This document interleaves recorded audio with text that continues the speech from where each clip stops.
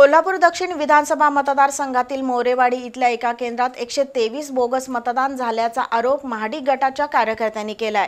हे मतदार कर्नाटकातील कोगनोळी इथले आहेत। त्यांची नावं मोरेवाडी इथल्या मतदार यादीत कशी आली असा प्रश्न उपस्थित करून सलग 123 नावं पुरुषांचीच कशी असतील असा आक्षेप कार्यकर्त्यांनी घेतला। कोल्हापूर दक्षिण विधानसभा मतदारसंघातील निवडणूक अत्यंत अटीतटीची आहे।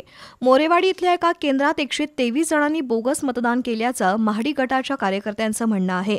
कर्नाटकातील कोगनोळी गावातील 123 जणांनी मोरेवाडीतील केंद्रात मतदान नोंदणी केली आहे।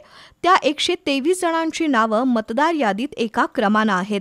त्यांचे कुटुंबीय, बहीण, पत्नी, मुलं अशी अन्य कुणाचीही मतदार यादीत नावं नाहीत। त्यामुळे हे सर्वजण बोगस नोंदणी केलेले मतदार आहेत असा आरोप कार्यकर्त्यांनी केलाय।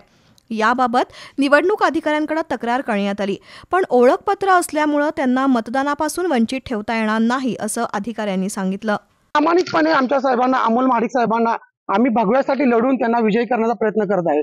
पण विरोधी गटाने असं राजकारण करून 126 मतांना आज बोगस मतदान चालू आहे। त्यातली आमचे जयंत सर आले, त्यांच्या समोर आम्ही एक मत धरून दाखवलं। त्यांना विचारलं तुम्ही कुठं राहताय, तर संबंधित व्यक्तीच्या घरी राहतोय म्हणून सांगितलं आणि त्या व्यक्तीने सांगितलं ती व्यक्ती माझ्या घरात राहतोय।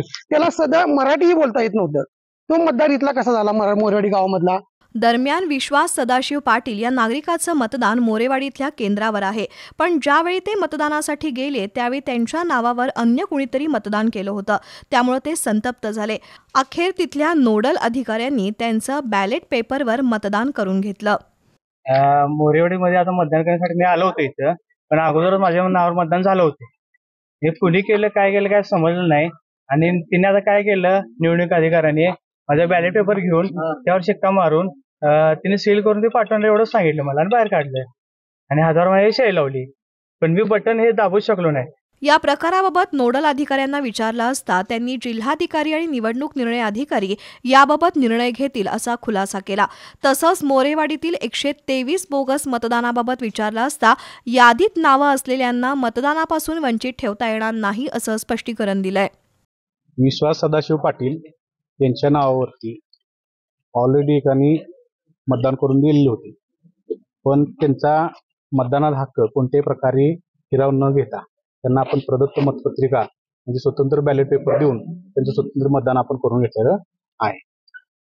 ओके, ते मतदान ग्राह्य असतं असं काय आहे? त्या संदर्भामध्ये निवडणूक निर्णय अधिकारी आणि माननीय जिल्हाधिकारी निर्णय घेतात, पण ते मतदान रेकॉर्डवरती असतं।